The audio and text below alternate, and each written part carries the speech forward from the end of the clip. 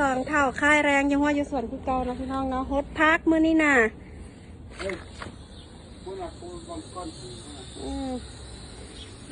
ก้อนหินไอ้นี่อย่างกระวานลงไปบ่ให้มันได้ว่างจะคุถึงน้ำเดี๋ยวมันก็ใหญ่ไปพร้อมกันเนาะนั่นลากได้คุวางแถวนี้จะแล้วก็มาน้ำให้มันซุ่มๆแล้วก็ซอกแนววานลงไปเนาะผักซีผักสลัดผักต่างทรายหลายอันหลายแนวผักบุ้งหวานลงไปตามขู่นี่หมดน้ำมันถึงน้ำมันกระยายไปพร้อมกันไปเบิ่งผักกาดกว่าผักกาดปรุงแล้วก็หวาน3 มื้อปรุงแล้วผักกาดหินอันนั้นสบายโพดเด้ผักกาดหินหวานลงไป3 มื้อขึ้นแล้วดีนะโอ้ยจะเป็นดอกค่ะกว้างใหญ่ไพศาลข้างบ้านและหลังบ้านเนาะ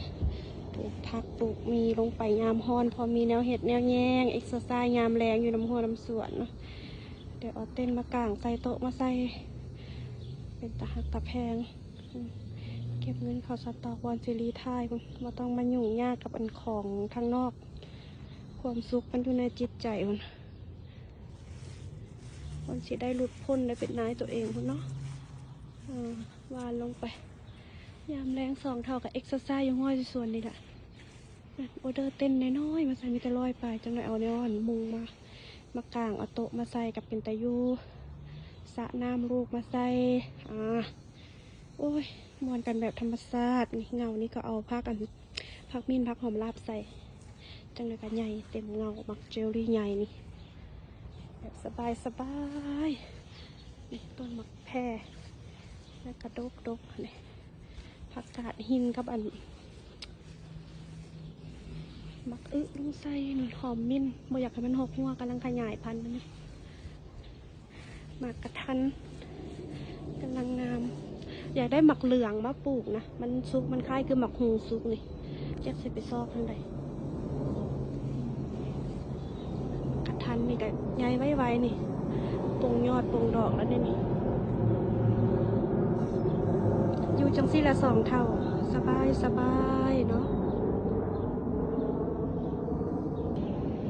2 เท่าแล้วเรียบร้อยกับบ้านสวนน้อยๆบ้านสวนเมกาบ้านสวน3 เด้งปลูกต้นไม้ได้เสาโฮมได้กินมากแล้วก็ปลูกพักทางกล้องต้นไม้เป็น3 เด้งน้องเอ๋ยบ้านสวนน้อยๆเมียนบาดกับเมื่อยหนึ่ง นู่นหลังหน้าบ้านใส่แต่ดอกดาวเหืองต้นไม้เก่าซื้อมาปีไก่ยังว่าซื้อมาปลูกปั๊บสโนลงใส่ปั๊บแข็งกิ้งเด้งยังว่าแล้วมันสิบรอด